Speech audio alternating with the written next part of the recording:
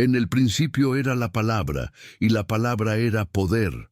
Pero antes de que la palabra tomara forma de dogma, antes de que se escribiera en piedra y pergamino, hubo hombres que miraron al cielo vacío y decidieron llenarlo con sus propios miedos, sus propias esperanzas, sus propias ambiciones. La historia que habita en los márgenes de la historia oficial susurra una verdad perturbadora, que tal vez, en algún momento perdido en las arenas del tiempo, no fue Dios quien eligió a un pueblo, sino un pueblo quien inventó a su Dios. ¿Acaso no es extraño que cada civilización, cada tribu, cada reino haya tenido siempre su propia versión de lo divino? ¿No resulta sospechoso que los dioses siempre hablen el idioma de sus fieles, siempre bendigan sus guerras, siempre justifiquen sus conquistas? En las tierras áridas, donde Abraham escuchó por primera vez una voz que le prometía descendencia como las estrellas del cielo, algo más que fe comenzó a gestarse. Comenzó a nacer una idea tan poderosa que sobreviviría milenios, tan seductora que conquistaría el mundo occidental, la idea del pueblo elegido. Pero, ¿elegido por quién? ¿Y para qué? Cuando las tribus errantes del desierto necesitaban cohesión, cuando los nómadas requerían una identidad que los distinguiera de los pueblos sedentarios que los rodeaban, cuando la supervivencia dependía de la unidad férrea contra enemigos más numerosos y mejor armados, la respuesta llegó como una revelación. No somos un pueblo cualquiera, somos el pueblo de Dios. No cualquier Dios, sino el único Dios verdadero. La arqueología moderna, esa ciencia impía que escarba en ruinas buscando huesos de verdad, ha desenterrado algo inquietante. Los primeros textos hebreos no hablan de un monoteísmo absoluto, sino de una monolatría, el reconocimiento de que existen otros dioses, pero la elección de adorar solo a uno. Yahvé no era inicialmente el único Dios, sino el Dios elegido por un pueblo que necesitaba sentirse elegido. ¿No es acaso revelador que el nombre mismo de Israel signifique el que lucha con Dios? ¿No sugiere esto una relación mucho más compleja, más humana, más construida que la simple sumisión a un poder divino preexistente? En las tablillas cuneiformes de Mesopotamia, en los papiros egipcios, en las estelas cananeas, aparecen nombres, historias, mitos que resuenan extrañamente familiares cuando uno lee después las páginas del Génesis. El diluvio universal que salva a Noé es sospechosamente similar al que salva a Utnapishtim en la epopeya de Gilgamesh. Las leyes que Moisés recibe en el Sinaí encuentran ecos inquietantes en el código de Hammurabi. Los salmos que exaltan a Yahvé comparten ritmo y estructura con los himnos a Marduk y Ra. ¿Coincidencia? ¿Inspiración divina universal? ¿O algo más terrenal y humano? La verdad que se esconde en los pliegues de la historia es que ninguna religión nace en el vacío. Todas beben de las fuentes de las que las precedieron, todas toman prestado, adaptan, transforman, reinterpretan. Pero hay algo único en cómo el pueblo hebreo construyó su narrativa divina. La convirtieron en el fundamento mismo de su identidad nacional. No solo tenían un Dios, sino que eran el pueblo que ese Dios había elegido por encima de todos los demás. No solo creían en lo divino, sino que se convirtieron en los custodios exclusivos de la verdad divina. Pero ¿qué significa realmente ser elegido? ¿Elegido para qué propósito? Las respuestas que emergen de los textos sagrados son reveladoras en su pragmatismo. Elegidos para poseer la tierra prometida, elegidos para ser una luz entre las naciones, elegidos para preservar la ley divina. En otras palabras, elegidos para justificar la conquista, elegidos para afirmar la superioridad cultural, elegidos para monopolizar la autoridad religiosa. No se trata de negar la profunda espiritualidad, la sabiduría ética, la riqueza filosófica que emergió de esta tradición. Se trata de reconocer que lo sagrado y lo político, lo espiritual y lo estratégico, lo divino y lo humano, se entretejieron de maneras tan complejas que separar uno de otro se vuelve imposible. La pregunta no es si Dios existe, sino si el Dios que se presenta como el Dios de Israel fue una revelación recibida o una construcción elaborada. En las páginas del Deuteronomio, Yahvé habla como un rey del antiguo Oriente Medio, estableciendo los términos de un tratado de vasallaje. En los libros de Samuel y Reyes, las bendiciones divinas fluyen hacia aquellos que expanden las fronteras del reino y se retiran de quienes fallan en las conquistas militares. En los Salmos, Dios aparece como el guerrero supremo que aplasta a los enemigos de Israel con la misma eficiencia con que los reyes terrenales aplastaban a los suyos. ¿No es esto precisamente lo que esperaríamos si un pueblo estuviera construyendo la imagen de un Dios que sirviera a sus necesidades más urgentes? Un Dios que legitimara sus guerras, que santificara sus conquistas, que convirtiera la supervivencia tribal en mandato cósmico.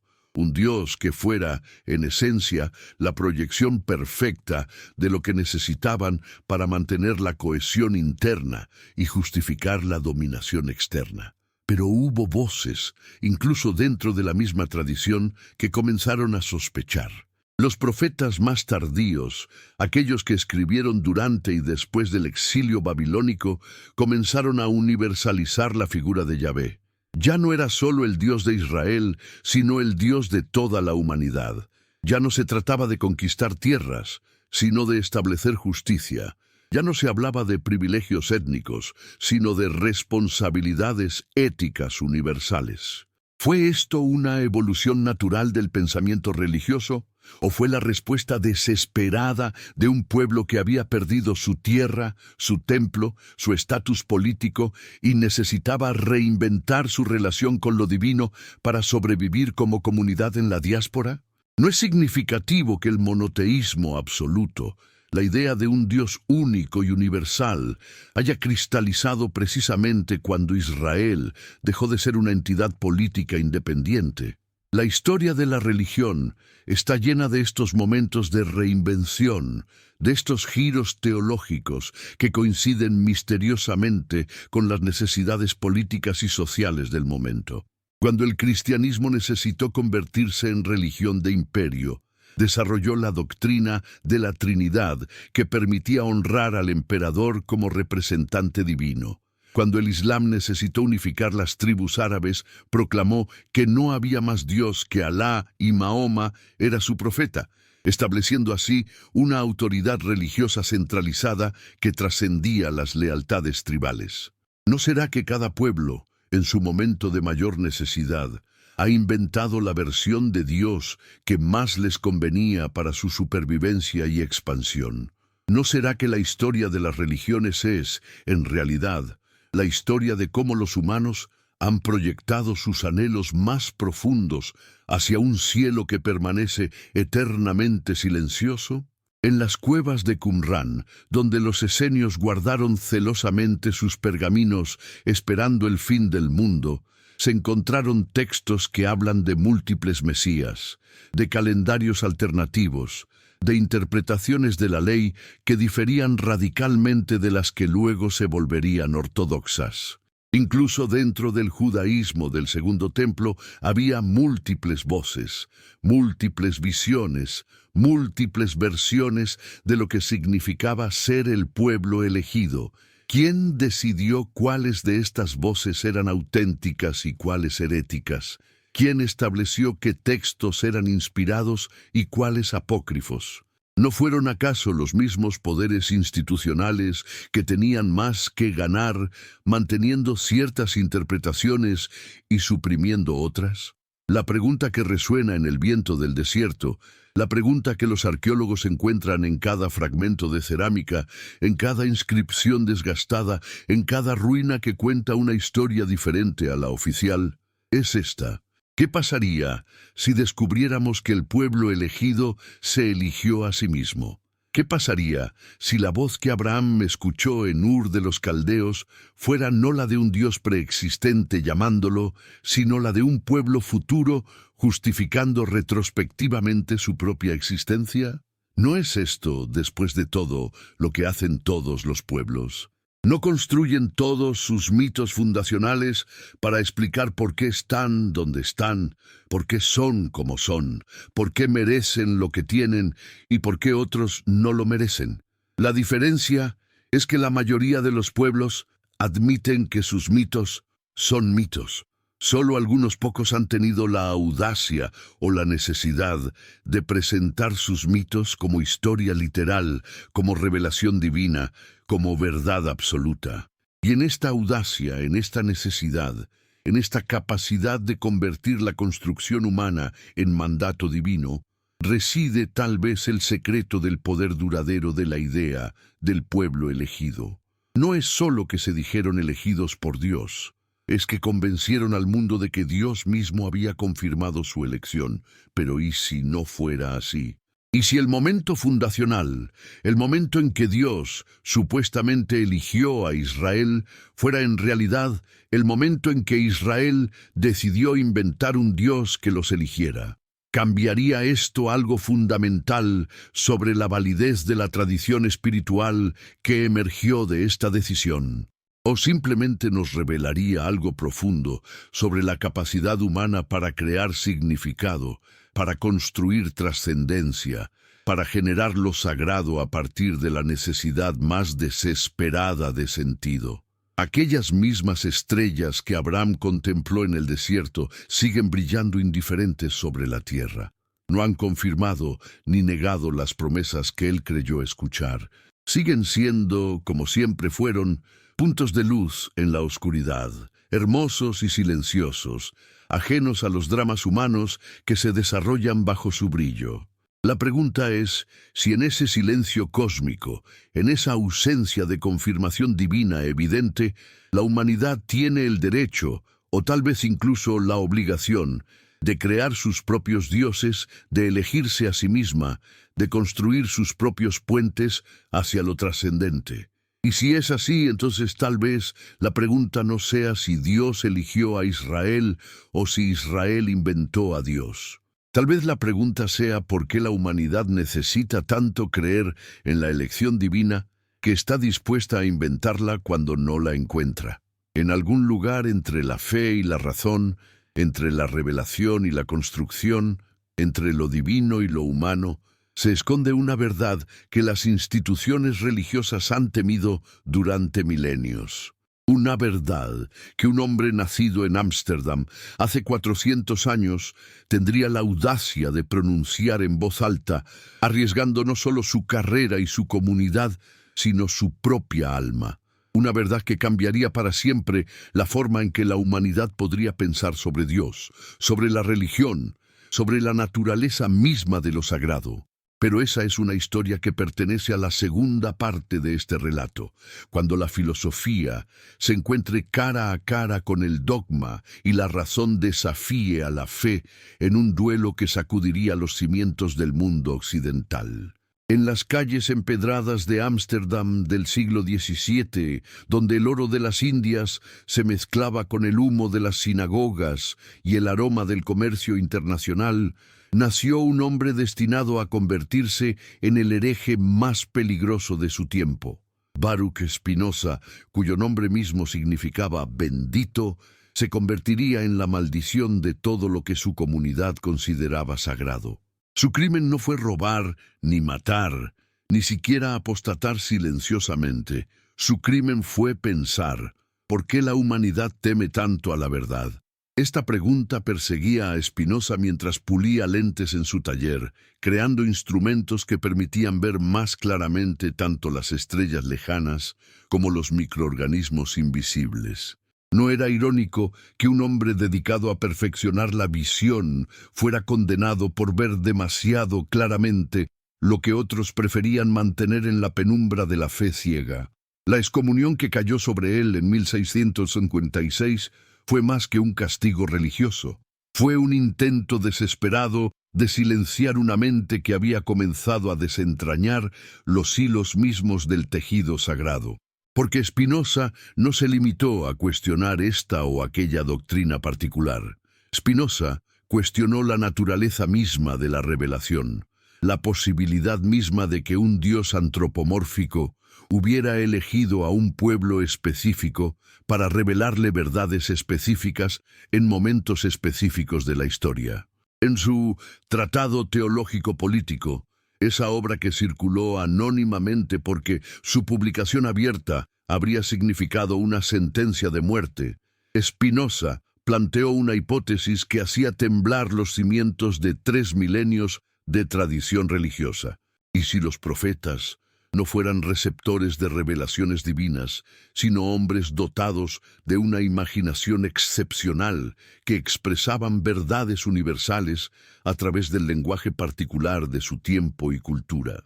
¿Y si Moisés, ese gigante de la legislación divina, fuera en realidad un líder político excepcional que entendió que la única forma de mantener unido a un pueblo nómada era convencerlo de que sus leyes no venían de él, sino de una autoridad superior a toda autoridad humana?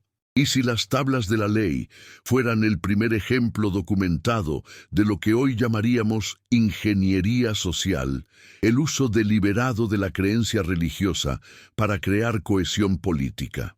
Esta no era mera especulación filosófica. Spinoza aplicó a los textos sagrados el mismo rigor analítico que aplicaba a los problemas de óptica o geometría. Estudió las inconsistencias internas de la Torá, las repeticiones que sugerían múltiples autores, los anacronismos que indicaban composiciones tardías, las contradicciones que revelaban agendas políticas subyacentes. ¿Qué significa que un dogma se derrumbe ante la razón? Para Spinoza significaba liberación. Liberación de la superstición que mantenía a la humanidad en un estado de perpetuo temor, liberación de las autoridades religiosas que monopolizaban el acceso a lo divino, liberación de la idea misma de que Dios fuera una entidad separada de la naturaleza que podía intervenir caprichosamente en los asuntos humanos. El Dios de Spinoza no era el Dios de Abraham, Isaac y Jacob. No era el Dios que elegía pueblos, que hacía milagros, que se enojaba y se calmaba, que premiaba y castigaba según criterios morales humanos. El Dios de Spinoza era la naturaleza misma en su totalidad, la sustancia infinita de la cual todo lo que existe no es más que una modificación temporal.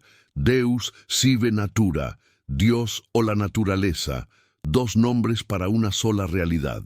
Esta identificación no era un ateísmo disfrazado, como sus contemporáneos creyeron.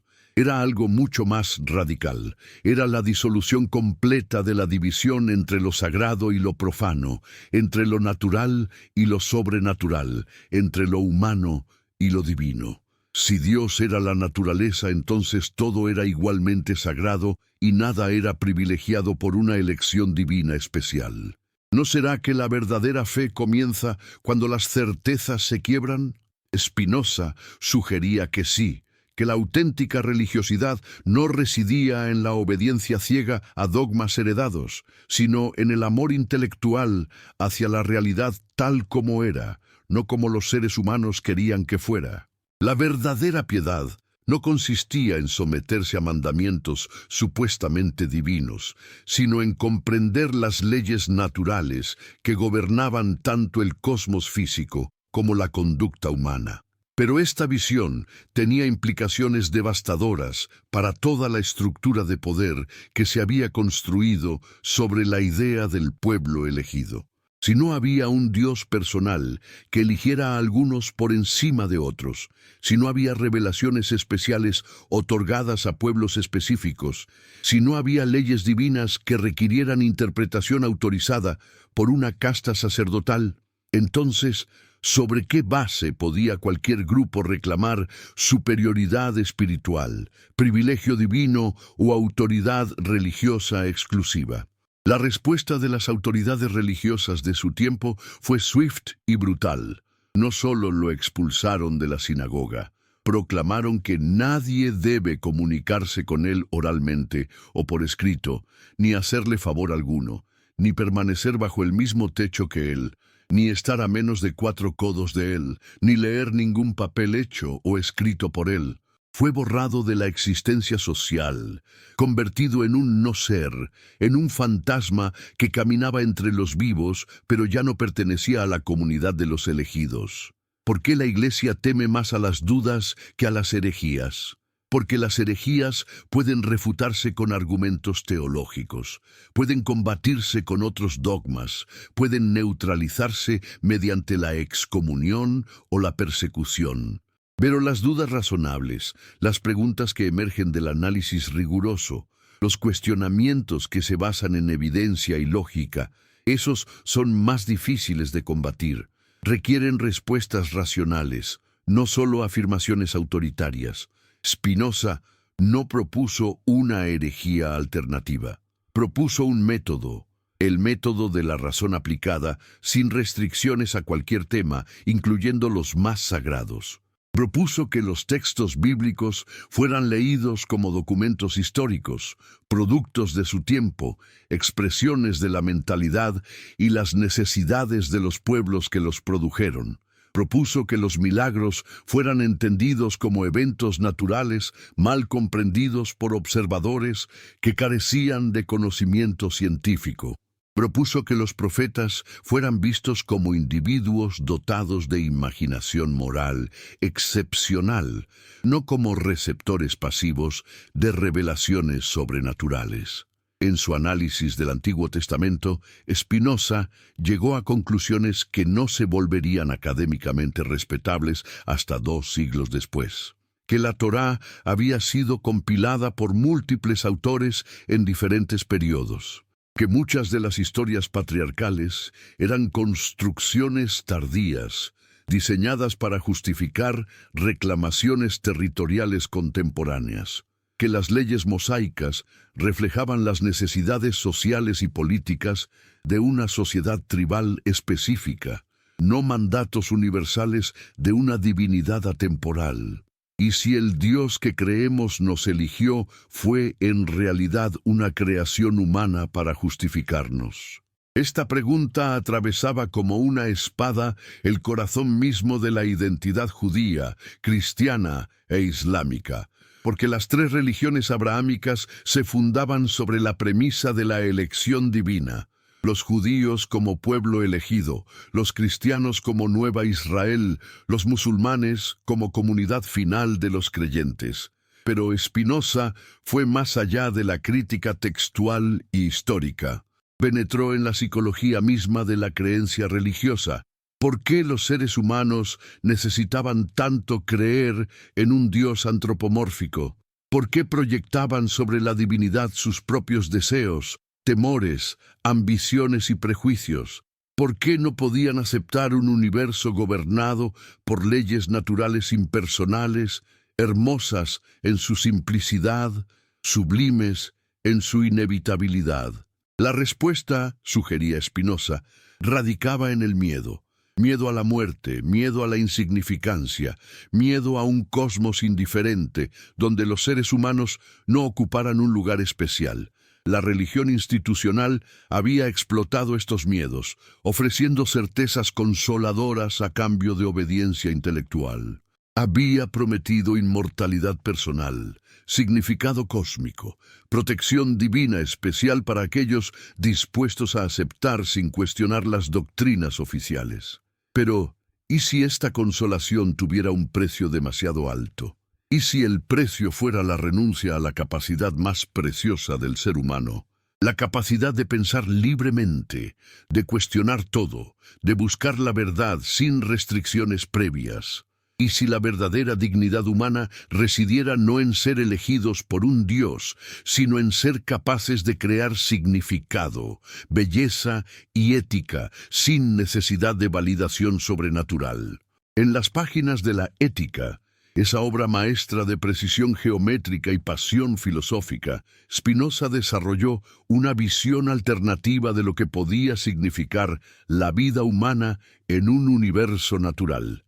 No necesitábamos ser elegidos por un Dios para ser valiosos. No necesitábamos revelaciones especiales para acceder a la verdad. No necesitábamos promesas de inmortalidad personal para encontrar razones para vivir éticamente. La salvación en el sistema espinociano no venía de la gracia divina otorgada arbitrariamente a algunos y negada a otros. Venía del conocimiento. Conocimiento de nosotros mismos, conocimiento de nuestro lugar en la naturaleza, conocimiento de las pasiones que nos mueven y de la razón que puede guiarlas hacia formas más elevadas de existencia. ¿No era esta una forma más digna de concebir la condición humana? ¿No era más noble asumir la responsabilidad completa de nuestras acciones y sus consecuencias que atribuir tanto nuestros éxitos como nuestros fracasos a la voluntad inescrutable de una divinidad caprichosa? ¿No era más honesto reconocer que éramos parte de la naturaleza, sujetos a sus leyes, pero capaces de comprenderlas y trabajar en armonía con ellas? Pero este mensaje de liberación intelectual y responsabilidad ética encontró oídos sordos en su época. Era demasiado radical, demasiado amenazante para las estructuras de poder existentes. Si los pueblos comenzaban a pensar que no necesitaban intermediarios especiales para acceder a lo divino, si comenzaban a creer que podían leer e interpretar los textos sagrados por sí mismos, si comenzaban a dudar de las afirmaciones de autoridad divina exclusiva, entonces todo el edificio de la cristiandad medieval se tambalearía. Los libros de Spinoza fueron prohibidos, quemados, colocados en el índice de obras heréticas. Su filosofía fue atacada desde los púlpitos como ateísmo disfrazado, como materialismo diabólico, como una amenaza directa a la moral pública y el orden social. Sus pocos defensores fueron perseguidos, sus ideas distorsionadas, su nombre convertido en sinónimo de impiedad y subversión. Pero las ideas verdaderamente poderosas tienen una capacidad extraña de sobrevivir a la persecución. Se filtran a través de las grietas de la censura, resurgen en formas modificadas, encuentran nuevos defensores en cada generación. La semilla que Spinoza plantó en el árido suelo de la ortodoxia religiosa del siglo XVII germinaría lentamente, nutriéndose de las aguas subterráneas de la duda y el cuestionamiento que siempre han corrido bajo la superficie de la fe oficial. La Ilustración francesa, el idealismo alemán, la crítica bíblica moderna, la filosofía de la religión contemporánea, todos bebieron, consciente o inconscientemente, de la fuente spinoziana. La idea de que los textos sagrados podían ser estudiados como documentos históricos, la noción de que la religión podía ser analizada como fenómeno social y psicológico, la posibilidad de una espiritualidad sin superstición. Todos estos desarrollos tenían sus raíces en la obra de aquel hereje de Ámsterdam, que se atrevió a aplicar la razón a los temas más sagrados. Ahora bien, desde las ciudades donde viven y respiran quienes escuchan estas palabras, desde Barcelona o Buenos Aires, desde Ciudad de México o Madrid, desde cualquier rincón del mundo donde la curiosidad intelectual aún arde como una llama en la oscuridad, surge la pregunta inevitable: ¿ha llegado finalmente el momento de completar la revolución que Spinoza comenzó? ¿Estamos preparados para enfrentar las implicaciones completas de sus ideas? ¿O seguiremos aferrándonos a las consolaciones de la fe ciega porque la libertad de pensar sin restricciones es demasiado aterradora para ser soportada? Si estás escuchando esto ahora, sea la hora que sea en tu ciudad, sea de día o de noche en tu parte del mundo, tienes ante ti la oportunidad de continuar ese diálogo que Spinoza inició hace 400 años. Puedes escribir en los comentarios desde dónde nos escuchas, qué hora marca tu reloj en este momento y compartir estas reflexiones con alguien cercano deseándole bendiciones para su familia. Porque la verdad, como la luz, se multiplica cuando se comparte y las ideas liberadoras necesitan propagarse para cumplir su destino transformador. Pero hay una tercera parte en esta historia, una parte donde las implicaciones de todo lo que hemos explorado alcanzan su clímax más dramático y revelador.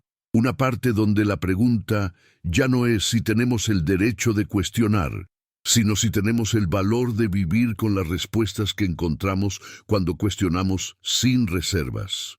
En el silencio que siguió a la muerte de Spinoza, cuando su cuerpo fue sepultado en una tumba sin nombre en el cementerio de los excluidos, cuando sus libros fueron relegados a bibliotecas secretas y círculos clandestinos, cuando su filosofía fue oficialmente declarada muerta y enterrada por las autoridades religiosas de toda Europa, algo extraordinario comenzó a suceder. Las preguntas que había planteado, las dudas que había articulado, los métodos que había desarrollado, comenzaron a vivir vida propia. ¿No será que la verdad tiene una capacidad misteriosa de sobrevivir a todos los intentos de suprimirla? Como semillas que permanecen dormidas durante décadas bajo tierra árida, hasta que las condiciones son propicias para la germinación. Las ideas de Spinoza esperaron su momento, y ese momento llegó con la fuerza de una avalancha intelectual que cambiaría para siempre el paisaje del pensamiento occidental. La crítica bíblica alemana del siglo XIX, con figuras como Julius Wellhausen y David Strauss, aplicó los métodos spinozianos con rigor académico y llegó a conclusiones que confirmaban las sospechas del filósofo holandés. Los textos del Pentateuco no eran obra de Moisés, sino compilaciones tardías de múltiples fuentes. Las historias patriarcales contenían elementos míticos y legendarios que reflejaban las preocupaciones de épocas muy posteriores a las que supuestamente describían. Las leyes levíticas mostraban signos claros de desarrollo evolutivo, no de revelación instantánea en el Sinaí. Pero más perturbador aún fue el descubrimiento de que la historia misma del monoteísmo judío no era tan lineal ni tan antigua como la tradición afirmaba. Los arqueólogos comenzaron a desenterrar evidencia de que el culto a Yahvé había coexistido durante siglos con el culto a otras divinidades en el mismo territorio israelita. Encontraron inscripciones que mencionaban a Yahvé y su Ashera, sugiriendo que el Dios de Israel había tenido una consorte divina cuya memoria fue posteriormente borrada por los redactores monoteístas. Hallaron templos y santuarios que indicaban una pluralidad religiosa muy diferente a la uniformidad que los textos bíblicos posteriores proyectaban retroactivamente sobre el pasado. ¿Qué significa descubrir que la historia oficial no es la historia real?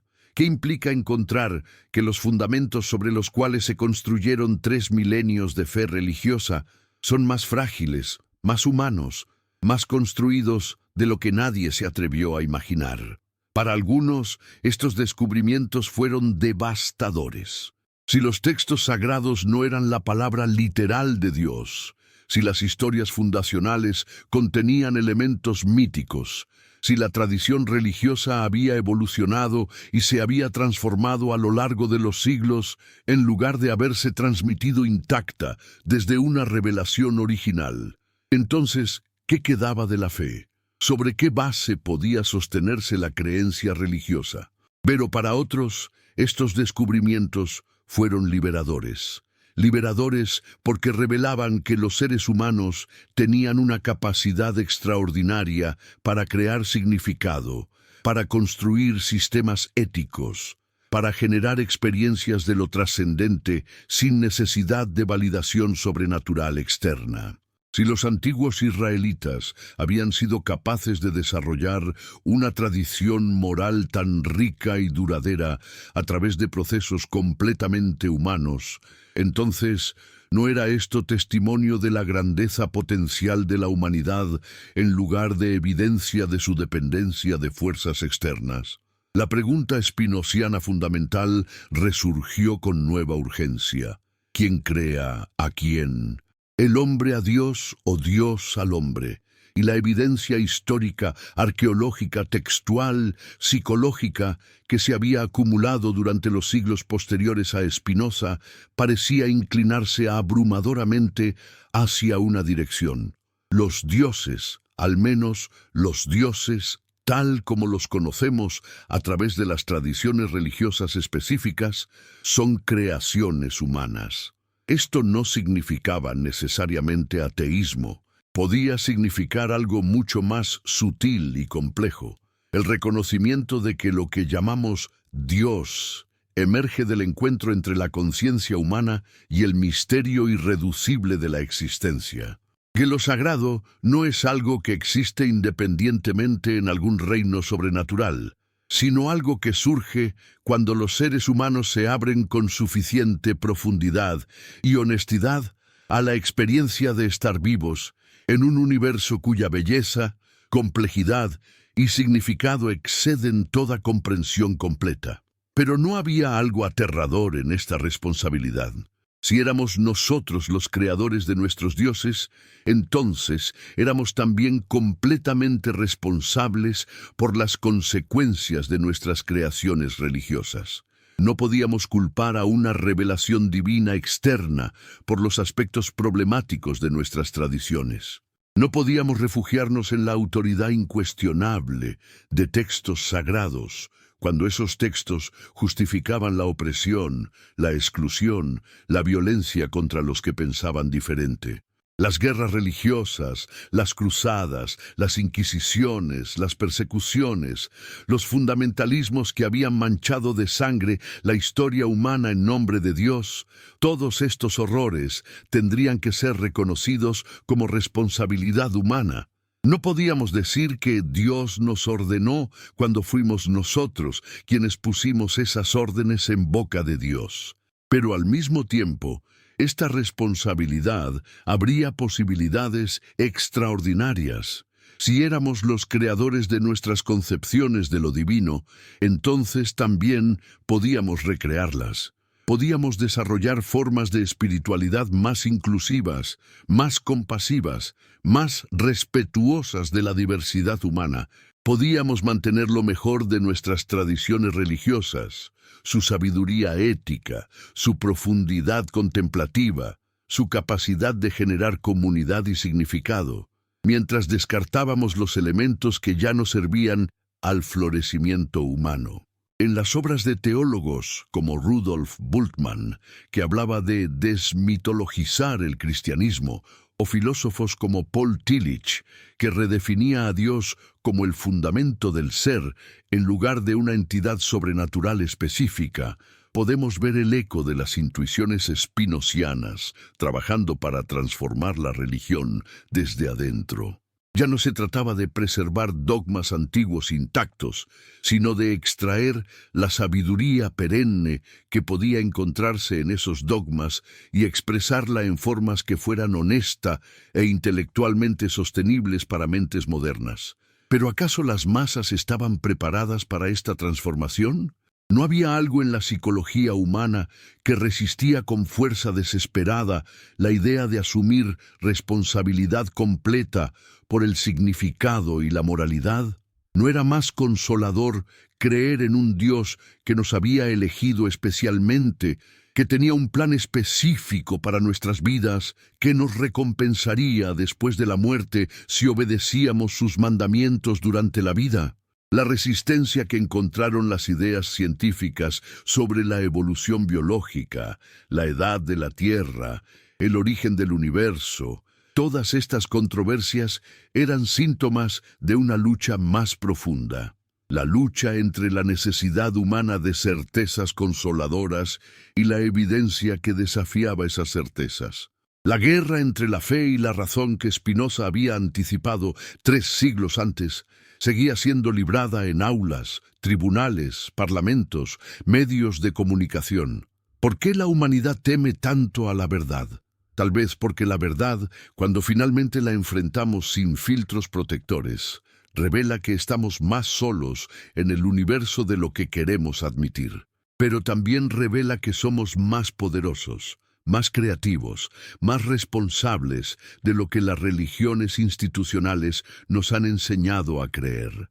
El miedo que Spinoza identificó como el motor secreto de la religión supersticiosa, miedo a la muerte, a la insignificancia, a la responsabilidad moral completa, seguía operando en el siglo XXI.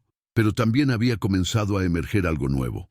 Una generación de seres humanos dispuestos a vivir sin las certezas antiguas, capaces de encontrar asombro y reverencia en la contemplación de un universo natural, capaces de crear ética y significado sin necesidad de mandatos sobrenaturales.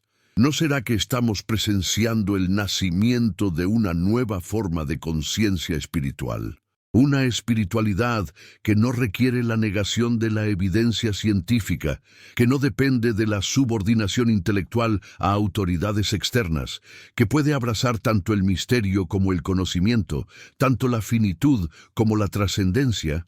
En los escritos de científicos como Carl Sagan, que hablaba del cosmos con la reverencia que otros reservaban para hablar de Dios, o filósofos como Thomas Nagel, que reconocía el misterio irreducible de la conciencia dentro de un marco completamente naturalista, podemos ver emerger una nueva síntesis.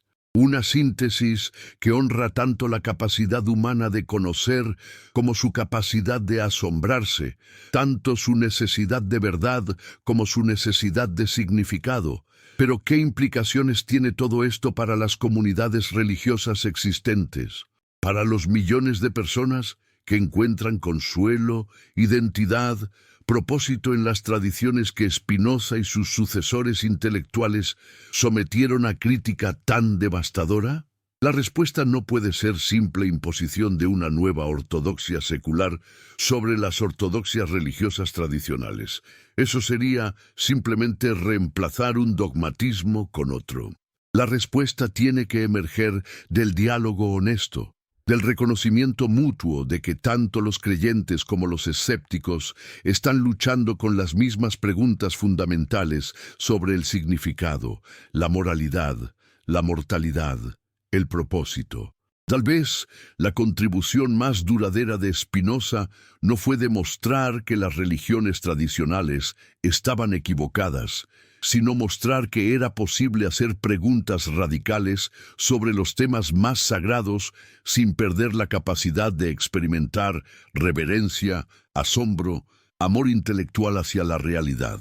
Que era posible criticar las formas institucionales de la religión sin volverse cínico sobre las necesidades espirituales auténticas que esas instituciones intentaban satisfacer. En la síntesis final de su filosofía, Spinoza había llegado a una visión que era simultáneamente naturalista y mística, científica y espiritual. El universo era completamente natural, gobernado por leyes físicas, sin intervenciones sobrenaturales, pero al mismo tiempo era tan hermoso, tan complejo, tan lleno de potencialidades emergentes, que contemplarlo con comprensión suficiente generaba una forma de amor que él no dudaba en llamar divino. ¿No es esta tal vez la dirección hacia la cual la conciencia humana necesita evolucionar? Hacia una forma de estar en el mundo que pueda ser completamente honesta sobre lo que sabemos y lo que no sabemos, completamente responsable por las consecuencias de nuestras acciones y creencias, pero también completamente abierta al misterio, la belleza, la posibilidad de transformación que caracterizan la experiencia humana en su forma más elevada? La pregunta con la cual comenzamos este largo viaje intelectual: ¿cuándo Dios escogió a Israel o Israel inventó a Dios? Tal vez no admite una respuesta definitiva, pero hacerla, explorarla, vivir con su irresolución, permite algo más valioso que una respuesta. Permite la experiencia de la libertad intelectual auténtica. Y en esa libertad, en esa capacidad de cuestionar sin límites, de buscar sin garantías, de encontrar, de crear significados sin validación externa, tal vez reside la única forma de elección divina que realmente importa. La elección que cada ser humano puede hacer de honrar tanto su capacidad de conocer como su capacidad de asombrarse, tanto su finitud como su participación en algo que la trasciende. Desde cualquier ciudad donde estas palabras encuentren oídos dispuestos a escuchar, desde cualquier momento del día o la noche donde la curiosidad sea más fuerte que el miedo, la invitación permanece abierta. Continuar la conversación que Spinoza inició, agregar nuevas voces al diálogo, compartir estas reflexiones con otros que también buscan formas de vivir con integridad intelectual en un universo lleno de misterio. Porque al final, tal vez la pregunta no sea quién eligió a quién, sino si tenemos el valor de elegir la verdad por encima de la consolación, el crecimiento por encima de la seguridad, la responsabilidad por encima de la subordinación. Y si elegimos ese camino, entonces tal vez descubramos que no necesitamos ser elegidos por un Dios externo para experimentar algo genuinamente sagrado. La experiencia de la conciencia humana despertando a su propia dignidad, poder y responsabilidad en un cosmos que es tanto hogar como misterio. En las calles empedradas de Ámsterdam del siglo XVII, donde el oro de las Indias se mezclaba con el humo de las sinagogas y el aroma del comercio internacional, nació un hombre destinado a convertirse en el hereje más peligroso de su tiempo. Baruch Spinoza, cuyo nombre mismo significaba bendito, se convertiría en la maldición de todo lo que su comunidad consideraba sagrado. Su crimen no fue robar ni matar, ni siquiera apostatar silenciosamente. Su crimen fue pensar. ¿Por qué la humanidad teme tanto a la verdad? Esta pregunta perseguía a Spinoza mientras pulía lentes en su taller, creando instrumentos que permitían ver más claramente tanto las estrellas lejanas como los microorganismos invisibles. ¿No era irónico que un hombre dedicado a perfeccionar la visión fuera condenado por ver demasiado claramente lo que otros preferían mantener en la penumbra de la fe ciega? La excomunión que cayó sobre él en 1656 fue más que un castigo religioso. Fue un intento desesperado de silenciar una mente que había comenzado a desentrañar los hilos mismos del tejido sagrado. Porque Spinoza no se limitó a cuestionar esta o aquella doctrina particular.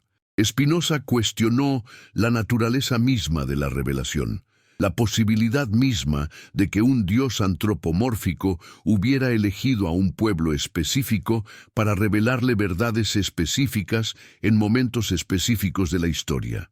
En su Tratado Teológico Político, esa obra que circuló anónimamente porque su publicación abierta habría significado una sentencia de muerte, Spinoza planteó una hipótesis que hacía temblar los cimientos de 3 milenios de tradición religiosa.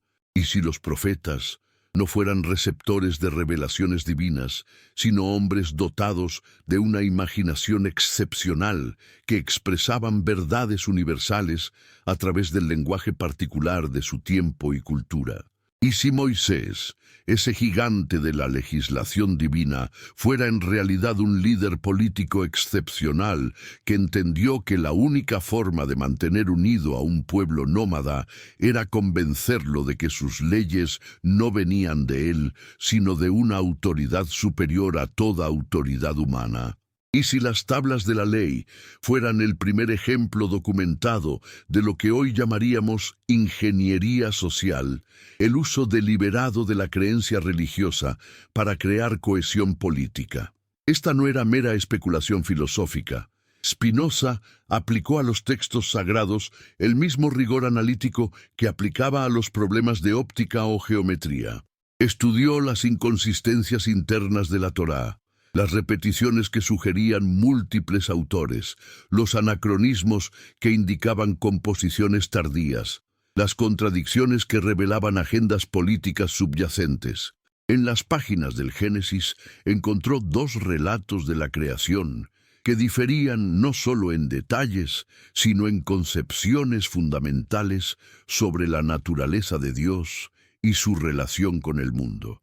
En el Éxodo descubrió que las mismas leyes se presentaban con variaciones que sugerían diferentes tradiciones orales cristalizadas en diferentes momentos históricos. En los libros históricos notó que los eventos se narraban desde perspectivas que reflejaban las preocupaciones políticas de épocas muy posteriores a las que supuestamente describían. ¿Qué significa que un dogma se derrumbe ante la razón? Para Spinoza significaba liberación. Liberación de la superstición que mantenía a la humanidad en un estado de perpetuo temor. Liberación de las autoridades religiosas que monopolizaban el acceso a lo divino.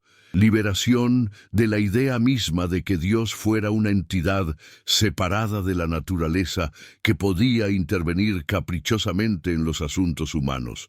Pero la liberación tenía un precio. Requería el valor de mirar al abismo de la incertidumbre sin parpadear.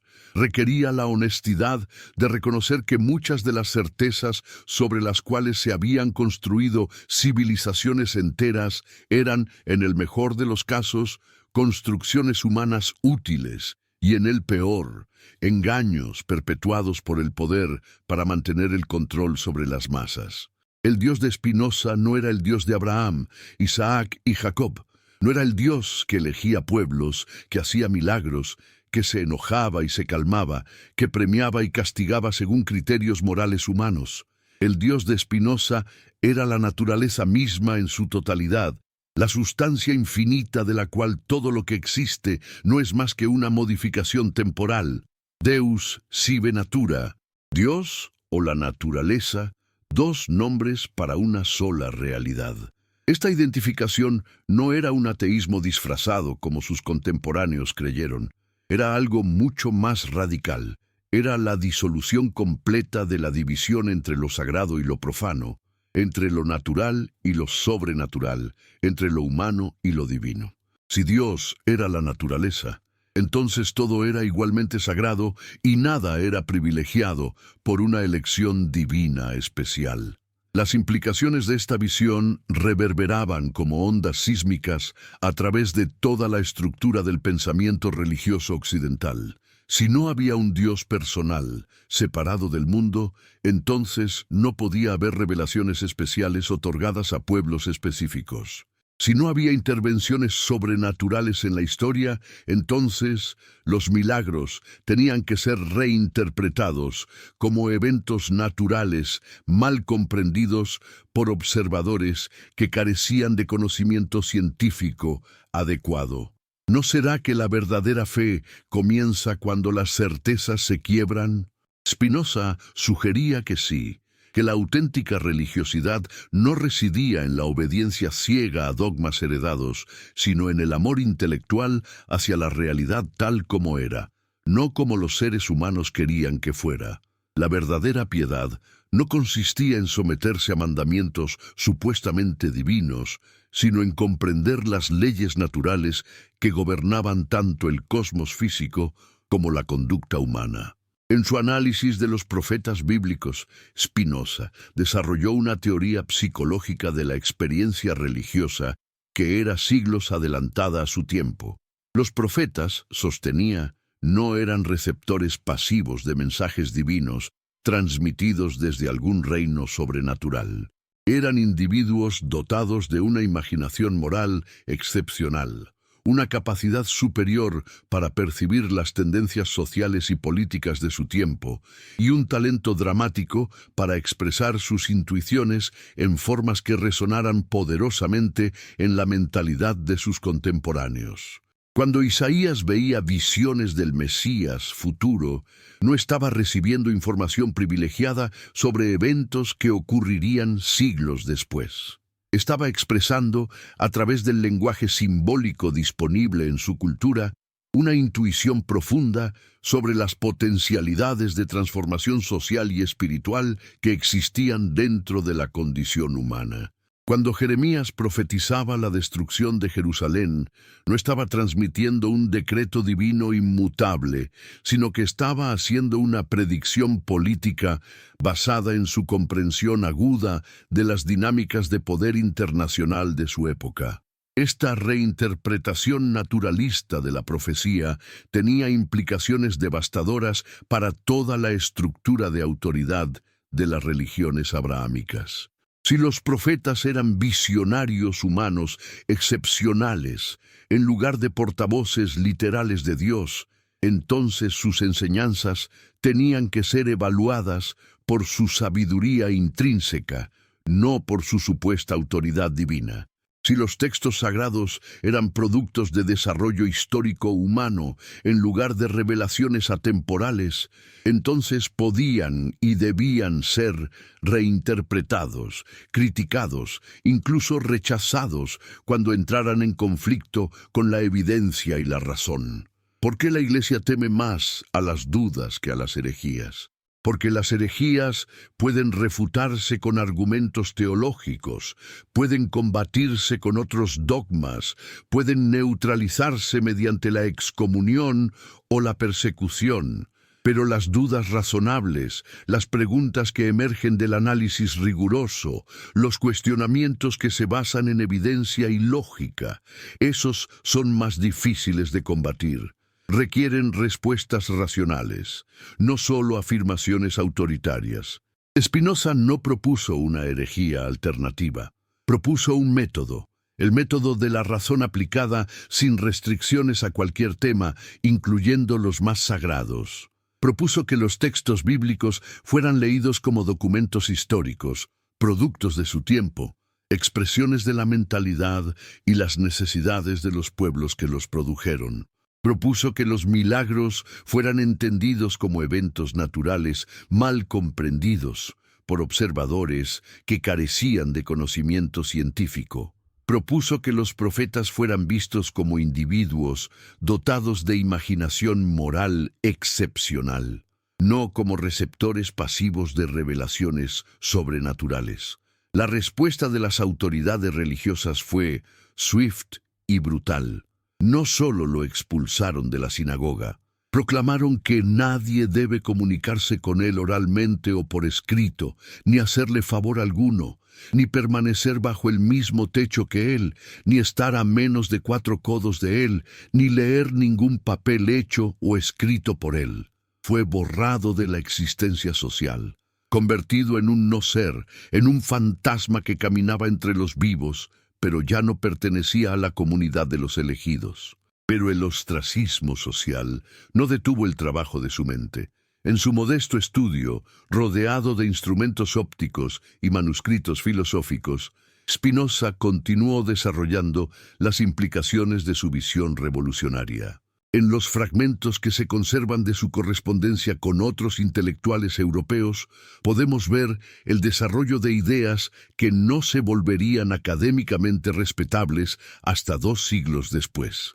La idea de que la Torá había sido compilada por múltiples autores en diferentes períodos históricos, una teoría que la crítica bíblica moderna confirmaría con evidencia textual detallada.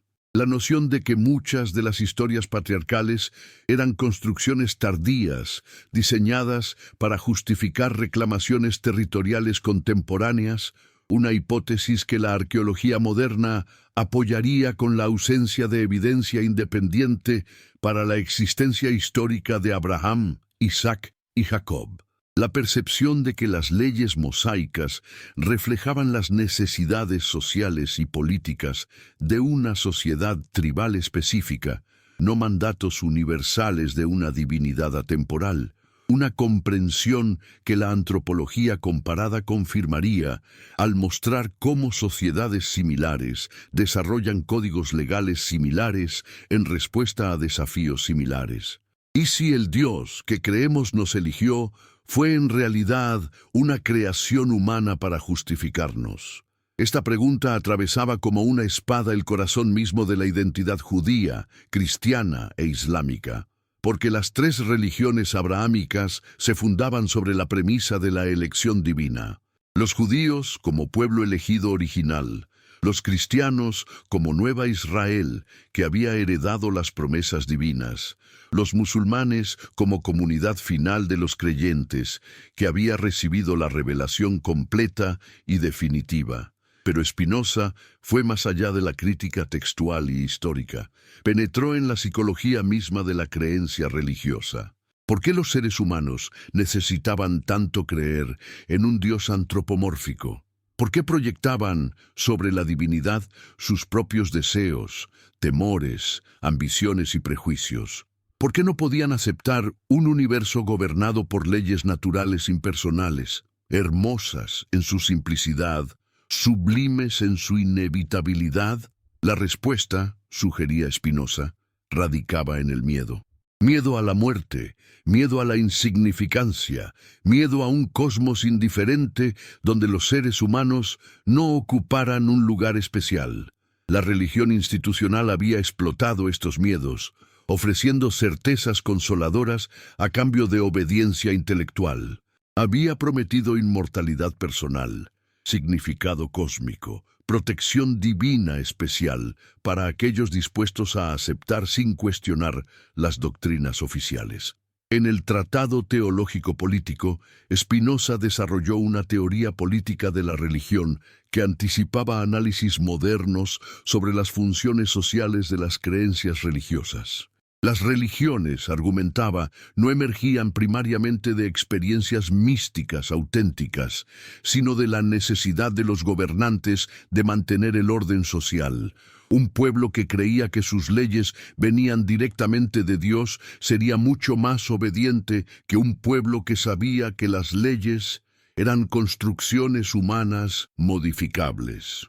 No era significativo que todas las legislaciones religiosas antiguas incluyeran no solo mandamientos éticos universales, como prohibiciones contra el asesinato y el robo, sino también regulaciones extremadamente específicas sobre rituales, dietas, vestimenta, calendario, que servían para marcar la identidad grupal y mantener la separación de otros pueblos. ¿No sugerían estas regulaciones que la religión funcionaba tanto como sistema de control social como canal de experiencia espiritual? Spinoza observó que los mandamientos bíblicos que parecían más claramente divinos e inmutables eran precisamente aquellos que servían a funciones políticas específicas. La prohibición de matrimonios mixtos mantenía la pureza étnica y la lealtad tribal. Las leyes alimentarias marcaban la diferencia entre israelitas y gentiles en cada comida. Los rituales de sacrificio centralizaban el poder religioso en el templo de Jerusalén y su clase sacerdotal. Las leyes de pureza creaban jerarquías complejas que reforzaban el orden social existente. ¿No era revelador que cuando el pueblo judío perdió su independencia política y su templo fue destruido, la tradición religiosa se reinventó a sí misma, enfatizando elementos que podían preservarse en la diáspora mientras dejaba caer otros que solo tenían sentido en el contexto de un Estado-nación independiente? ¿No sugería esta adaptabilidad que la religión era un fenómeno mucho más humano y pragmático de lo que sus defensores ortodoxos querían admitir? Pero ¿y si esta consolación tuviera un precio demasiado alto? ¿Y si el precio fuera la renuncia a la capacidad más preciosa del ser humano? La capacidad de pensar libremente, de cuestionar todo, de buscar la verdad sin restricciones previas. ¿Y si la verdadera dignidad humana residiera no en ser elegidos por un Dios, sino en ser capaces de crear significado, belleza y ética sin necesidad de validación sobrenatural? En las páginas de la Ética, esa obra maestra de precisión geométrica y pasión filosófica, Spinoza desarrolló una visión alternativa de lo que podía significar la vida humana en un universo natural. No necesitábamos ser elegidos por un Dios para ser valiosos. No necesitábamos revelaciones especiales para acceder a la verdad. No necesitábamos promesas de inmortalidad personal para encontrar razones para vivir éticamente. La salvación, en el sistema spinociano, no venía de la gracia divina otorgada arbitrariamente a algunos y negada a otros. Venía del conocimiento. Conocimiento de nosotros mismos, conocimiento de nuestro lugar en la naturaleza, conocimiento de las pasiones que nos mueven y de la razón que puede guiarlas hacia formas más elevadas de existencia. El concepto spinociano de salvación era radicalmente diferente de las nociones cristianas tradicionales. No se trataba de escapar de este mundo hacia un reino sobrenatural perfecto. Se trataba de comprender este mundo tan completamente, de aceptar nuestro lugar en él tan plenamente, de alinear nuestra voluntad con sus leyes tan armoniosamente, que la experiencia misma de existir se transfigurara en algo que merecía llamarse beatífico. ¿No era esta una forma más digna de concebir la condición humana? ¿No era más noble asumir la responsabilidad completa de nuestras acciones y sus consecuencias que atribuir tanto nuestros éxitos como nuestros fracasos a la voluntad inescrutable de una divinidad caprichosa? ¿No era más honesto reconocer que éramos parte de la naturaleza, sujetos a sus leyes, pero capaces de comprenderlas y trabajar en armonía con ellas? En su correspondencia con Henry Oldenburg, secretario de la Royal Society de Londres, Spinoza articuló su visión de una forma de vida humana que podía ser simultáneamente completamente natural y profundamente espiritual. Los seres humanos no necesitaban trascender su naturaleza para alcanzar la felicidad. Necesitaban realizarla plenamente. No necesitaban negar sus pasiones. Necesitaban comprenderlas y transformarlas a través del conocimiento. La ética spinociana no se basaba en mandamientos externos impuestos por una autoridad divina. Se basaba en la comprensión de lo que realmente conducía al florecimiento humano y lo que lo obstaculizaba. Los vicios no eran ofensas contra Dios que requerían castigo. Eran formas de ignorancia que llevaban naturalmente a la infelicidad.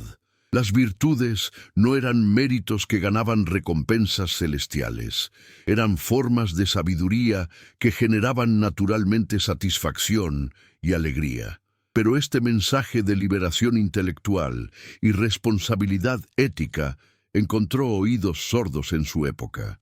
Era demasiado radical, demasiado amenazante para las estructuras de poder existentes. Si los pueblos comenzaban a pensar que no necesitaban intermediarios especiales para acceder a lo divino, si comenzaban a creer que podían leer e interpretar los textos sagrados por sí mismos, si comenzaban a dudar de las afirmaciones de autoridad divina exclusiva, entonces todo el edificio de la cristiandad medieval se tambalearía. Los libros de Spinoza fueron prohibidos en toda Europa católica, colocados en el índice de obras heréticas junto con los escritos de Galileo y Copérnico. Su filosofía fue atacada desde los púlpitos protestantes como ateísmo disfrazado, como materialismo diabólico, como una amenaza directa a la moral pública y el orden social. Sus pocos defensores fueron perseguidos, sus ideas distorsionadas, su nombre convertido en sinónimo de impiedad y subversión. El filósofo alemán Leibniz, que mantuvo correspondencia con Spinoza y había sido profundamente influenciado por sus ideas, más tarde negaría públicamente cualquier afinidad con el pensamiento spinociano para proteger su posición académica y su reputación social. Otros intelectuales que habían encontrado inspiración en la obra de Spinoza optaron por desarrollar sus ideas en formas más cautelosas, más aceptables para la ortodoxia religiosa, más compatibles con las expectativas sociales de su tiempo. Pero las ideas verdaderamente poderosas tienen una capacidad extraña de sobrevivir a la persecución. Se filtran a través de las grietas de la censura, resurgen en formas modificadas. encuentran nuevos defensores en cada generación. La semilla que Spinoza plantó en el árido suelo de la ortodoxia religiosa del siglo XVII germinaría lentamente, nutriéndose de las aguas subterráneas de la duda y el cuestionamiento que siempre han corrido bajo la superficie de la fe oficial. En los salones intelectuales de la Ilustración francesa, filósofos como Voltaire y Diderot redescubrirían las obras de Spinoza y encontrarían en ellas munición para sus propios ataques contra la superstición religiosa y el autoritarismo político. En las universidades alemanas del siglo XIX, académicos como Wellhausen y Strauss aplicarían métodos spinozianos al estudio crítico de la Biblia y llegarían a conclusiones que confirmarían las sospechas del filósofo holandés sobre la naturaleza humana e histórica de los textos sagrados. No es extraordinario que un hombre que murió en el ostracismo y el olvido, cuyos libros fueron prohibidos y quemados, cuyo nombre fue anatematizado durante generaciones, haya terminado ejerciendo una influencia tan profunda sobre el desarrollo del pensamiento occidental. ¿No sugiere esto que había algo en sus ideas que resonaba con necesidades intelectuales auténticas, que respondía a preguntas que otros tenían miedo de hacer, pero no podían dejar de sentir?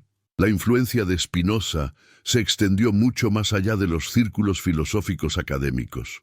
En los movimientos de liberación nacional del siglo XIX y XX, los pueblos que luchaban contra el colonialismo y la dominación imperial encontraron en la crítica spinoziana de la autoridad tradicional herramientas conceptuales para cuestionar no solo el poder político, sino también el poder religioso que legitimaba ese poder político.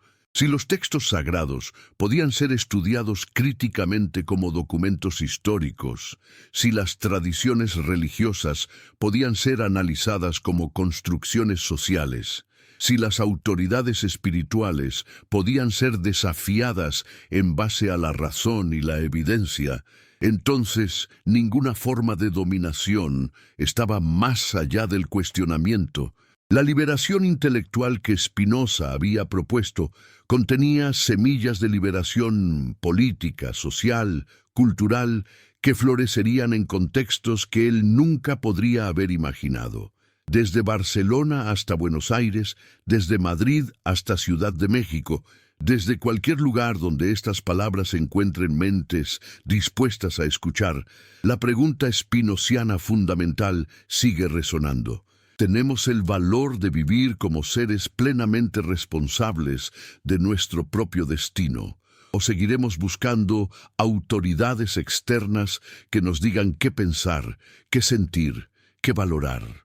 Si en este momento, cualquiera que sea la hora en tu ciudad, sientes la atracción de esa libertad intelectual que Spinoza defendió con su vida, entonces tal vez seas parte de esa cadena de transmisión que mantiene vivas las ideas liberadoras a través de las generaciones.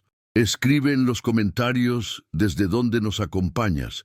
Comparte estas reflexiones con alguien que también busque formas más auténticas de relacionarse con las grandes preguntas de la existencia, porque la verdad se multiplica cuando se comparte, y las ideas que liberan necesitan propagarse para cumplir su destino transformador.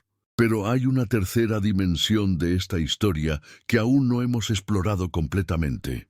Una dimensión donde todas las implicaciones de lo que hemos visto alcanzan su culminación más dramática, donde la pregunta ya no es solo intelectual, sino existencial, donde cada persona debe decidir individualmente cómo va a vivir con las respuestas que encuentra cuando se atreve a hacer las preguntas más peligrosas. En el silencio que siguió a la muerte de Spinoza, cuando su cuerpo fue sepultado en una tumba sin nombre en el cementerio de los excluidos, cuando sus libros fueron relegados a bibliotecas secretas y círculos clandestinos, cuando su filosofía fue oficialmente declarada muerta y enterrada por las autoridades religiosas de toda Europa, algo extraordinario comenzó a suceder.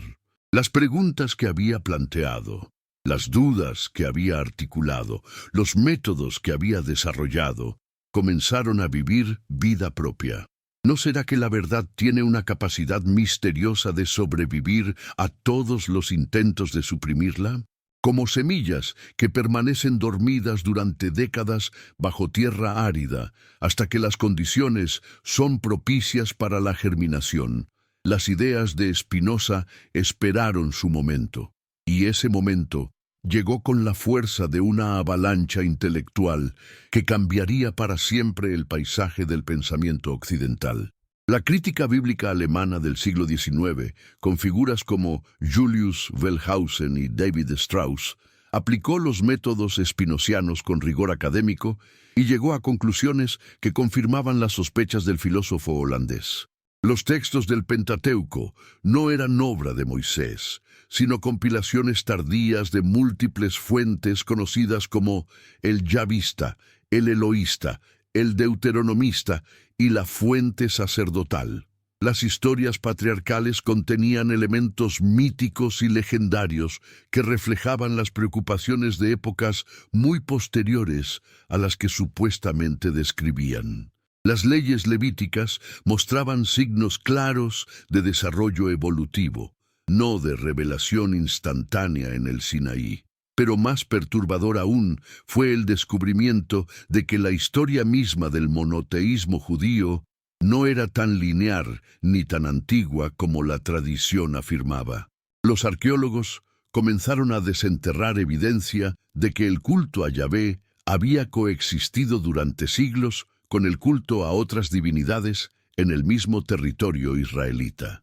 Encontraron inscripciones en Kuntilet Ashrud y Khirbet el-Kom que mencionaban a Yahvé y su Ashera, sugiriendo que el Dios de Israel había tenido una consorte divina cuya memoria fue posteriormente borrada por los redactores monoteístas. Hallaron templos y santuarios que indicaban una pluralidad religiosa muy diferente a la uniformidad que los textos bíblicos posteriores proyectaban retroactivamente sobre el pasado. En las excavaciones de Tel Dan, los arqueólogos descubrieron una estela del siglo IX a.C., que mencionaba la casa de David, proporcionando la primera evidencia arqueológica independiente de la existencia histórica de la dinastía davídica. Pero al mismo tiempo, la ausencia de evidencia arqueológica para el éxodo masivo, la conquista de Canaán, tal como se describe en el libro de Josué, o el reino unificado de David y Salomón en las dimensiones que sugieren los textos bíblicos, planteaba preguntas inquietantes sobre la relación entre la narrativa religiosa y la realidad histórica. ¿Qué significa descubrir que la historia oficial no es la historia real? ¿Qué implica encontrar que los fundamentos sobre los cuales se construyeron 3 milenios de fe religiosa son más frágiles, más humanos, más construidos de lo que nadie se atrevió a imaginar? Para algunos, estos descubrimientos fueron devastadores. Si los textos sagrados no eran la palabra literal de Dios, si las historias fundacionales contenían elementos míticos, si la tradición religiosa había evolucionado y se había transformado a lo largo de los siglos, en lugar de haberse transmitido intacta desde una revelación original, entonces, ¿qué quedaba de la fe? ¿Sobre qué base podía sostenerse la creencia religiosa? Teólogos conservadores respondieron con negación, rechazando la evidencia arqueológica y textual cuando contradecía las afirmaciones bíblicas. Desarrollaron teorías cada vez más complejas para explicar por qué la ausencia de evidencia no era evidencia de ausencia, por qué las contradicciones internas de los textos sagrados eran en realidad armonías más profundas que solo los iniciados podían comprender, por qué la crítica académica era en sí misma una forma de ataque satánico contra la verdad divina. Pero para otros, estos descubrimientos fueron liberadores.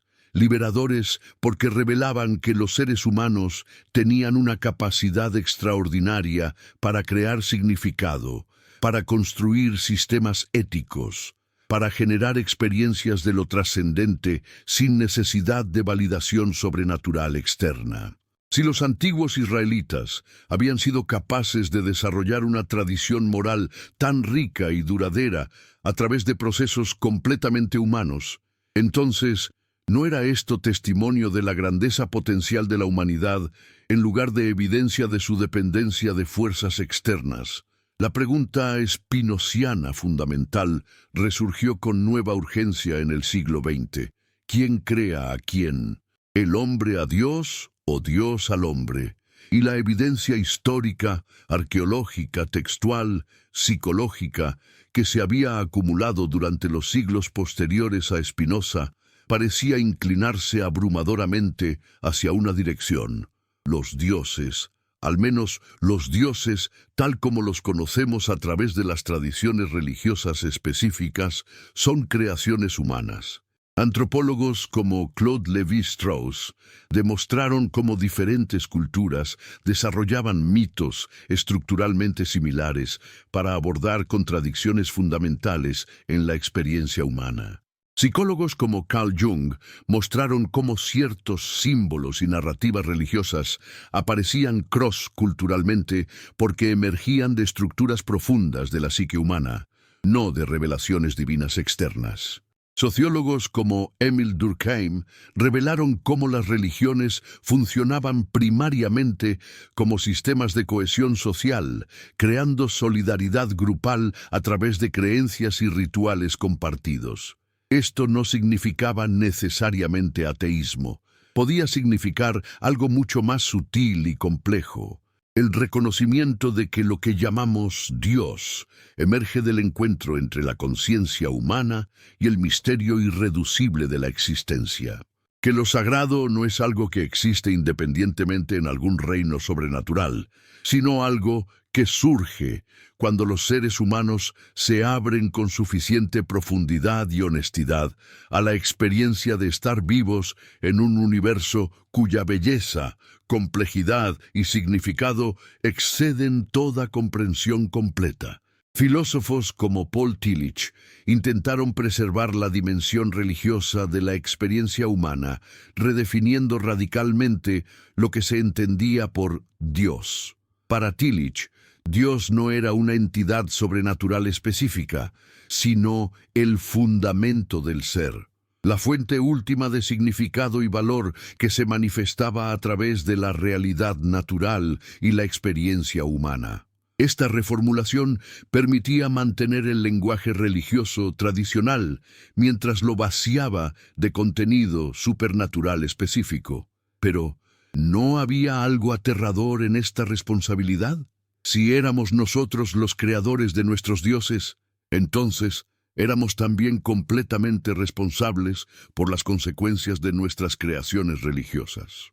No podíamos culpar a una revelación divina externa por los aspectos problemáticos de nuestras tradiciones. No podíamos refugiarnos en la autoridad incuestionable de textos sagrados cuando esos textos justificaban la opresión, la exclusión, la violencia contra los que pensaban diferente. Las guerras religiosas, las cruzadas, las inquisiciones, las persecuciones, los fundamentalismos que habían manchado de sangre la historia humana en nombre de Dios, todos estos horrores tendrían que ser reconocidos como responsabilidad humana. No podíamos decir que Dios nos ordenó cuando fuimos nosotros quienes pusimos esas órdenes en boca de Dios.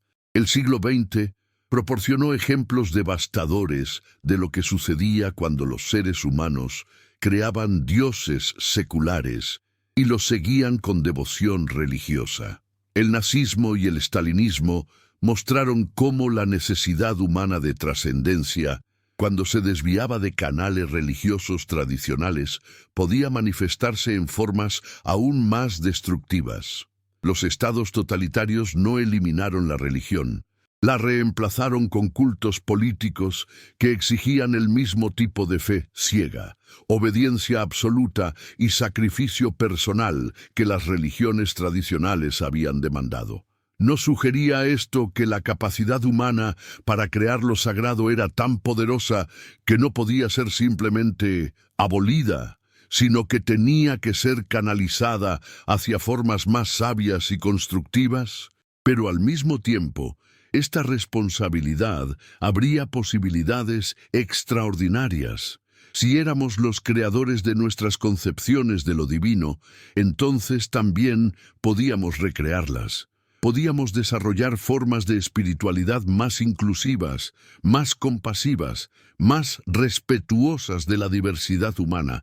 Podíamos mantener lo mejor de nuestras tradiciones religiosas, su sabiduría ética, su profundidad contemplativa, su capacidad de generar comunidad y significado, mientras descartábamos los elementos que ya no servían al florecimiento humano.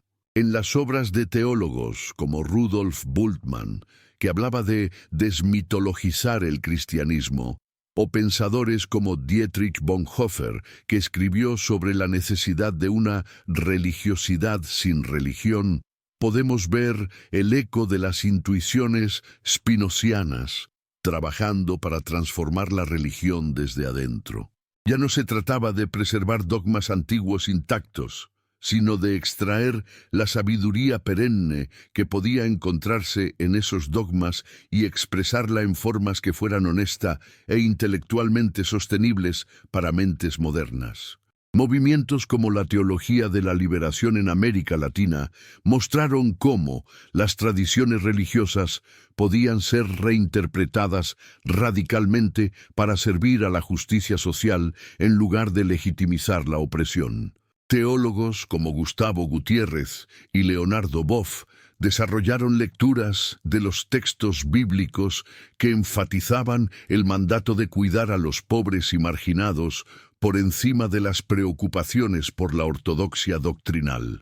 ¿Pero acaso las masas estaban preparadas para esta transformación?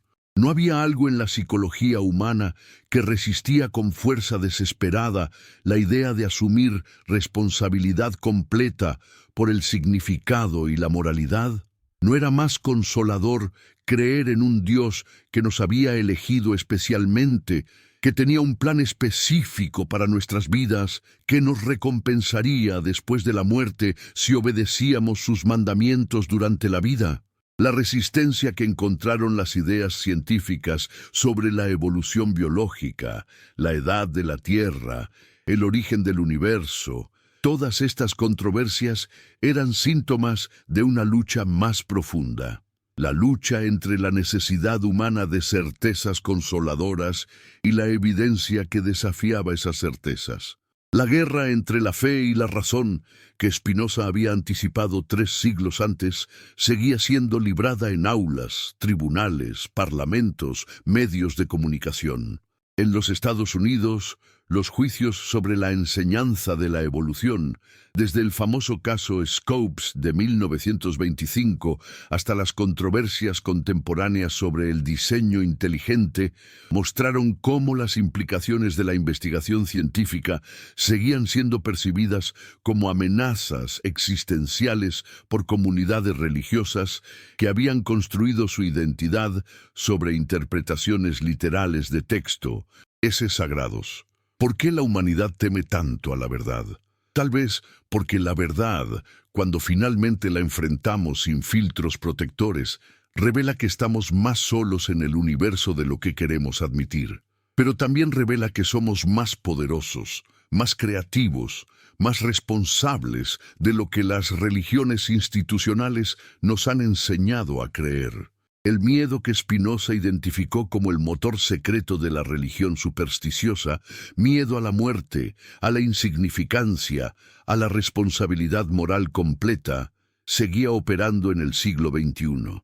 Pero también había comenzado a emerger algo nuevo, una generación de seres humanos dispuestos a vivir sin las certezas antiguas, capaces de encontrar asombro y reverencia en la contemplación de un universo natural, capaces de crear ética y significado sin necesidad de mandatos sobrenaturales. En los escritos de científicos como Carl Sagan, que hablaba del cosmos, con la reverencia que otros reservaban para hablar de Dios, podemos ver emerger una nueva forma de espiritualidad naturalista. Sagan encontraba en la contemplación de la evolución cósmica, desde el Big Bang hasta la emergencia de la vida y la conciencia, una fuente de asombro que no requería creencias sobrenaturales, pero que generaba la misma sensación de participar en algo inmensamente más grande que nosotros mismos. ¿No será que estamos presenciando el nacimiento de una nueva forma de conciencia espiritual? Una espiritualidad que no requiere la negación de la evidencia científica, que no depende de la subordinación intelectual a autoridades externas, que puede abrazar tanto el misterio como el conocimiento, tanto la finitud como la trascendencia. En las obras de filósofos como Thomas Nagel, que reconocía el misterio irreducible de la conciencia dentro de un marco completamente naturalista, o neurocientíficos como Antonio Damasio, que exploraba cómo las emociones y la espiritualidad emergían de procesos neurobiológicos complejos, podemos ver intentos sofisticados de integrar la comprensión científica de la naturaleza humana con el reconocimiento honesto de dimensiones de la experiencia que la ciencia aún no puede explicar completamente. Esta nueva síntesis no negaba la realidad de las experiencias que las tradiciones religiosas habían interpretado como encuentros con lo divino. Más bien, las reinterpretaba como aspectos naturales, pero extraordinarios de la conciencia humana interactuando con la complejidad del mundo natural. Los estados místicos, las experiencias de trascendencia, las intuiciones de interconexión universal, todo esto podía ser real y significativo sin requerir la postulación de realidades sobrenaturales. Pero ¿qué implicaciones tiene todo esto para las comunidades religiosas existentes?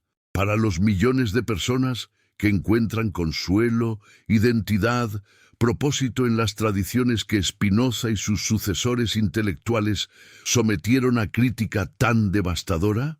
La respuesta no puede ser simple imposición de una nueva ortodoxia secular sobre las ortodoxias religiosas tradicionales.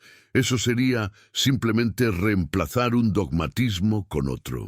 La respuesta tiene que emerger del diálogo honesto, del reconocimiento mutuo de que tanto los creyentes como los escépticos están luchando con las mismas preguntas fundamentales sobre el significado, la moralidad, la mortalidad, el propósito.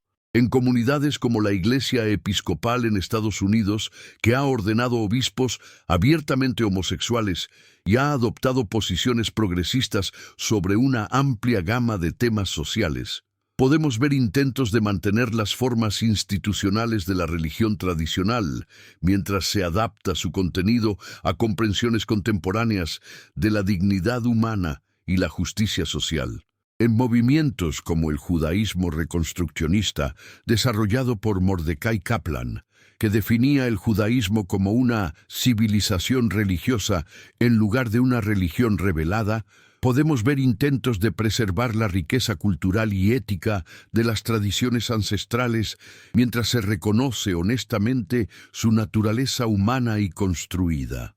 Tal vez la contribución más duradera de Spinoza no fue demostrar que las religiones tradicionales estaban equivocadas, sino mostrar que era posible hacer preguntas radicales sobre los temas más sagrados sin perder la capacidad de experimentar reverencia, asombro, amor intelectual hacia la realidad. Que era posible criticar las formas institucionales de la religión sin volverse cínico sobre las necesidades espirituales auténticas que esas instituciones intentaban satisfacer. En la síntesis final de su filosofía, Spinoza había llegado a una visión que era simultáneamente naturalista y mística, científica y espiritual. El universo era completamente natural, gobernado por leyes físicas, sin intervenciones sobrenaturales. pero al mismo tiempo era tan hermoso, tan complejo, tan lleno de potencialidades emergentes que contemplarlo con comprensión suficiente generaba una forma de amor que él no dudaba en llamar divino. El amor intelectual de Dios, que constituía el clímax de la ética spinociana, no era amor hacia una entidad personal separada, sino amor hacia la totalidad de la realidad natural, tal como se revela a través del conocimiento científico y la comprensión filosófica. Era una forma de experiencia que integraba completamente la razón y la emoción, el conocimiento y el asombro, la aceptación de los límites humanos y la participación en algo infinitamente más grande que cualquier individuo humano. ¿No es esta, tal vez, la dirección hacia la cual la conciencia humana necesita evolucionar? Hacia una forma de estar en el mundo que pueda ser completamente honesta sobre lo que sabemos y lo que no sabemos, completamente responsable por las consecuencias de nuestras acciones y creencias, pero también completamente abierta al misterio, la belleza, la posibilidad de transformación que caracterizan la experiencia humana en su forma más elevada. La evidencia científica contemporánea sobre la evolución del universo, desde el Big Bang hace 13.8 mil millones de años hasta la emergencia de galaxias, estrellas, planetas, vida, conciencia, proporciona una narrativa de origen que rivaliza en grandeza y poder explicativo con cualquier mito religioso tradicional.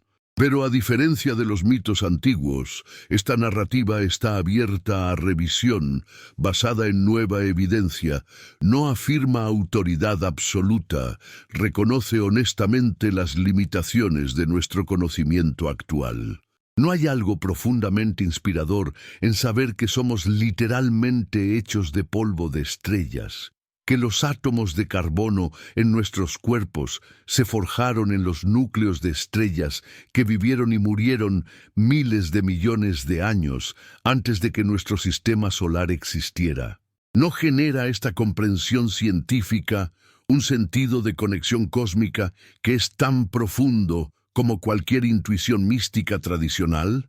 Al mismo tiempo, la neurociencia contemporánea está revelando cómo las experiencias que las tradiciones religiosas han interpretado como encuentros con lo divino emergen de procesos naturales en el cerebro humano.